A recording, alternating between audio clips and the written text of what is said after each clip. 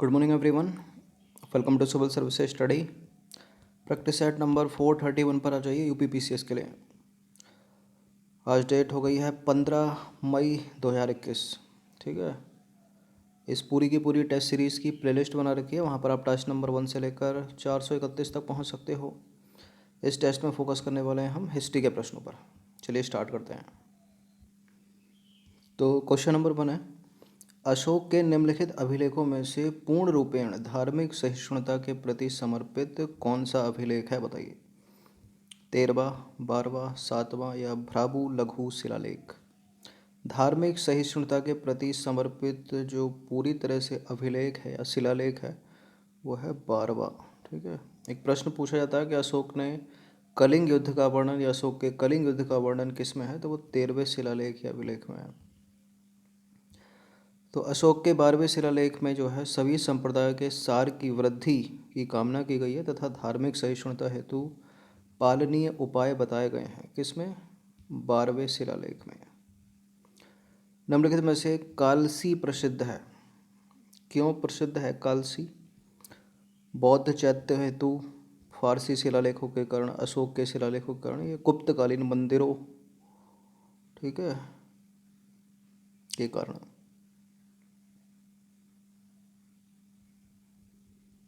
मंदिरों हेतु देखिए यह है अशोक के शिलालेख के कारण। ठीक है, और ये उत्तराखंड में है और एकमात्र शिलालेख या अभिलेख है। ठीक है, उत्तराखंड के देहरादून में अशोक का। तो कालसी जो है उत्तराखंड के देहरादून जिले में स्थित है और यहाँ से अशोक का शिलालेख मिला है, इसलिए कालसी का जो है ये ऐतिहासिक महत्व है। और इसलिए इम्पोर्टेंट ये हो जाता है कि कालसी एकमात्र है पूरे उत्तराखंड में। ठीक है, उत्तराखंड का जो भी एग्ज़ाम होता है, पीसीएस हो या दूसरे कॉम्पिटिटिव हो, ठीक है, उसमें ये प्रश्न पूछ लिया जाता है कालसी वाला कि कालसी कहाँ स्थित है। ठीक है, देहरादून में। ये किससे संबंधित है? तो अशोक से संबंधित है। निम्नलिखित में से वह एकमात्र स्तंभ जिसमें अशोक ने स्वयं को मगध का सम्राट बताया है कौन सा है? ये प्रश्न इम्पोर्टेंट है। अशोक ने जिसमें स्वयं को मगध का सम्राट बताया है, मास्की नहीं है, रुमिनदेई नहीं है, क्वीन नहीं है, ये है भ्राभु स्तंभ अभिलेख। ठीक है, ऑप्शन नंबर डी। तो भ्राभु या बैराट स्तंभ लेख में अशोक ने स्वयं को मगध का सम्राट बताया है और यही अभिलेख अशोक को बौद्ध धर्मावलंबी प्रमाणित करता है। यही। क्वेश्चन नंबर 4 पर आ जाइए। निम्नलिखित कथनों पर विचार करेंगे। दो स्टेटमेंट है, बताना कि इनमें से कौन सा करेक्ट होगा। अशोक का रुमिनदेई स्तंभ बुद्ध के जन्म से संबंधित है और अशोक ने अपने राज्याभिषेक के 20 वर्ष बाद लुम्बिनी की यात्रा की तथा वहाँ का भू राजस्व घटाकर, ठीक है, 1/6 से कर दिया गया 1/8। क्या करेक्ट है दोनों स्टेटमेंट? बिल्कुल, दोनों के दोनों करेक्ट हैं। सी है इसका आंसर। तो अशोक ने अपने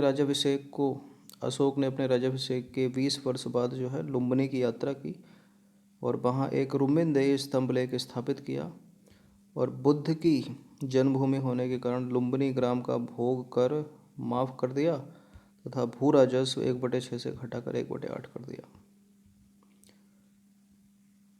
क्वेश्चन नंबर 5 पर आ जाइए। गुर्जरा लघु शिलालेख जिसमें अशोक के नाम का उल्लेख है कहाँ स्थित है?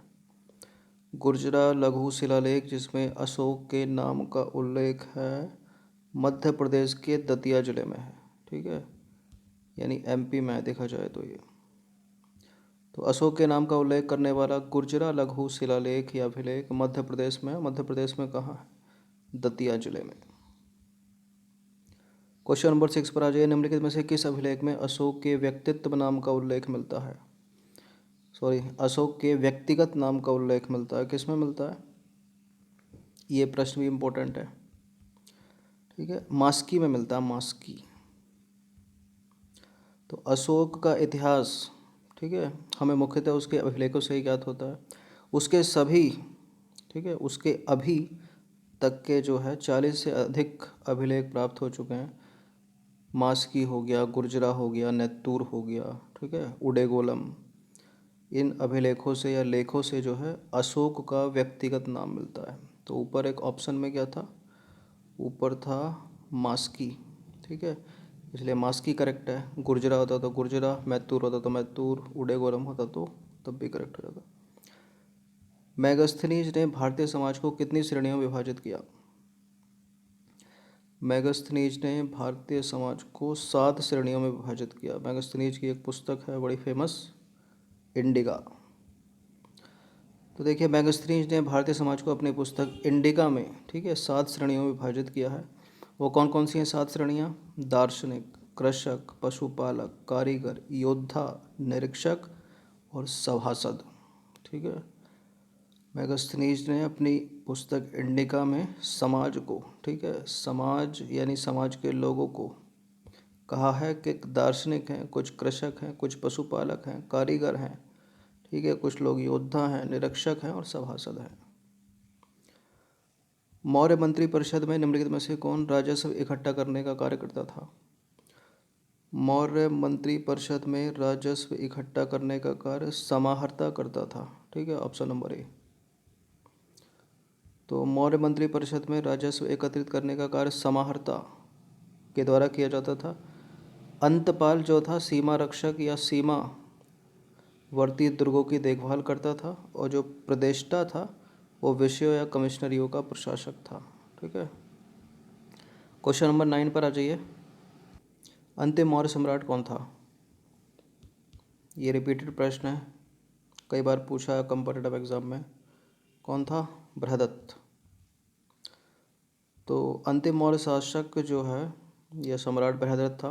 बृहदत्त की हत्या इसके सेनापति पुष्यमित्र शुंग ने की थी। ठीक है, कब की थी? 184 ईसा पूर्व। क्वेश्चन नंबर 10 पर आ जाइए। भारत के सांस्कृतिक इतिहास के संदर्भ में इतिवृत्तों, राजवंशीय इतिहासों तथा वीर गाथाओं को कंठस्थ करना निम्नलिखित में से किसका व्यवसाय था? किसका था? श्रवण का, परिव्राजक का, अग्रहारिक या मागध का? मागध का, ऑप्शन नंबर डी। तो भारत के सांस्कृतिक इतिहास के संदर्भ में इतिवृत्तों, राजवंशीय इतिहासों तथा वीर गाथाओं को कंठस्थ करने का व्यवसाय मागध एवं सूत वर्ग का था। विदेशियों को भारतीय समाज में मनु द्वारा दिया गया सामाजिक स्तर कौन सा था? जो विदेशी आते थे, ठीक है, उनको मनु स्तर देता था भारतीय समाज में, क्षत्रियों का, वैश्यों का, शूद्रों का या व्रात्य क्षत्रियों का। शूद्र नहीं कहलाते थे वो, वैश्य नहीं कहलाते थे, क्षत्रिय में व्रात्य क्षत्रिय कहलाते थे। ठीक है, ऑप्शन नंबर बी। तो विदेशियों को भारतीय समाज में मनु द्वारा व्रात्य क्षत्रिय का सामाजिक स्तर दिया गया था। क्वेश्चन नंबर 12 पर आ जाइए। बराबर पहाड़ी की गुफाओं के विषय में निम्नलिखित में से कौन सा स्टेटमेंट जो है वो सही नहीं है? बराबर पहाड़ी पर कुल 4 गुफाएं हैं। 4 हैं, 4 से ज़्यादा हैं। 3 गुफाओं की दीवार पर अशोक के अभिलेख उत्कीर्ण हैं। ठीक है, 4 हो गई तो 4 में से 3 अशोक के अभिलेख उत्कीर्ण हैं, 4 में से 3 पर। ये अभिलेख इन गुफाओं को आजीविकों को समर्पित होने का उल्लेख करते हैं। ठीक है, और ये अभिलेख ईसा पूर्व 6ठी शताब्दी के हैं। अब यहाँ पे भी कुछ भी हो सकता है। ठीक है, पता चला 3 गुफाओं में से, जैसे 3 गुफाओं की दीवार पर अशोक बोला तो 2 में ही हो। ठीक है, हर स्टेटमेंट का अपना महत्व पता होगा तभी करेक्ट होगा। पहला वाला करेक्ट है, बराबर पहाड़ी पर 4 गुफाएं हैं, 4 में से 3 अशोक के अभिलेख उत्कीर्ण उस पर। ठीक है, ये अभिलेख इन गुफाओं को आजीविकों को समर्पित होने का उल्लेख करते हैं, ये भी सही है। 6ठी शताब्दी के नहीं है, गलत है, चौथा वाला स्टेटमेंट गलत है। ठीक है, 3री सदी की है। तो चट्टानों को काटकर बनाई गई बराबर पहाड़ी की गुफाओं का संबंध मौर्य काल से है, और इन गुफाओं में उत्कीर्ण अभिलेख 3री सदी ईसा पूर्व के हैं। ठीक है, 3री सदी ईसा पूर्व से संबंधित है, 6ठी सदी ईसा पूर्व से नहीं। क्लियर?